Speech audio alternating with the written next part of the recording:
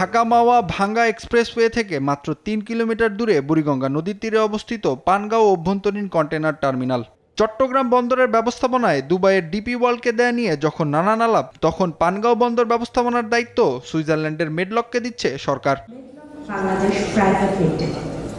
Switzerland ভিত্তিক মেডলক বলছে, বন্দরে যোগ হবে হারবার ক্রেন, রিফার কানেকশন, ২৪ ঘন্টা বিদ্যুৎ সরবরাহ, খালি কন্টেনার স্টোরেজের পাশাপাশি ১০,০০০ বর্গমিটার বিস্তীর্ণ container station.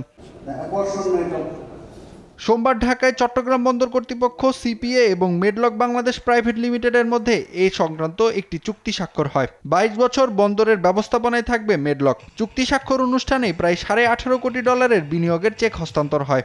I also welcome the initiative taken by the interim government of Bangladesh in recent months to attract additional FDI, and I am confident that economic and governance reforms will pave the way for more partnership like the one we are witnessing here today. Why Pangaon is actually strategically important? Because this terminal actually amplifies the crucial gateway for efficient, fast and last mile delivery. They're in Dhaka or around the Dhaka, surrounding the Dhaka city. সুষ্ঠু ব্যবস্থাপনার অভাবে গেল ১২ বছরে $৩৫০ কোটি টাকার ক্ষতি হয়েছে রাষ্ট্রের, দাবি নৌ উপদেষ্টার। বছরে ক্ষতির পরিমাণ ছিল প্রায় $২২ কোটি টাকা। Name agent 155 plus 165.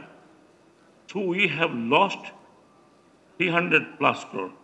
বাংলাদেশের জন্য আমি যদি বলি একটা রেড লেটার ডে, কারণ আমরা দুটো লিডিং ইউরোপিয়ান কান্ট্রি ইনভেস্টমেন্ট আমরা পাচ্ছি। ইউরোপিয়ান যখন কান্ট্রিজগুলো এখানে আসছে, I am sure many other European countries will follow. টার্মিনালের সুবিধা বাড়িয়ে বছরে কার্গো হ্যান্ডেলিং ক্ষমতা ১,৬০,০০০ TEU-এ উন্নীত করার আশা প্রকাশ করে মেডলক। নাইম আফসান, দেশ টিভি, ঢাকা।